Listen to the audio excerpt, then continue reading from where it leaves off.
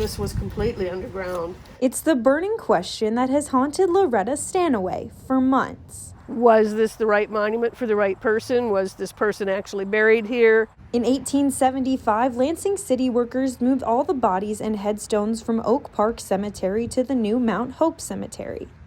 Well, all of the headstones except for one. His, somewhere in the transition, ended up missing. Peter J. Weller's headstone had been missing for a century and a half. 146 years. This is the monument for Peter J. Weller, who was a pioneer in the city and a Lansing businessman. The stone surfaced in an online estate sale auction. A former Lansing resident living in California saw it and thought, that's a pretty weird thing to have on an auction site, and maybe it belongs on a grave. After doing some digging, Loretta found out the headstone has quite a history.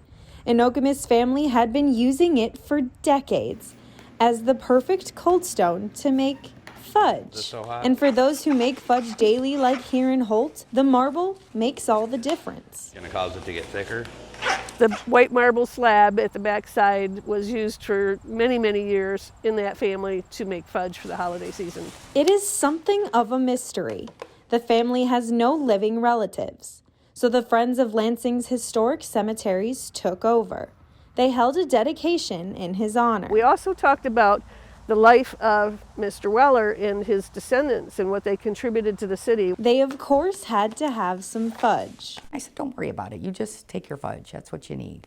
But for Loretta and the rest of the Friends, it's not just about the fudge. It's about remembering Peter J. Weller and his family.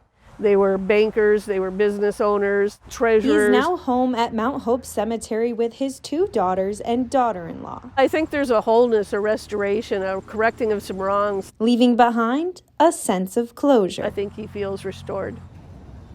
In Lansing, Reagan Holgate, Focal Point News.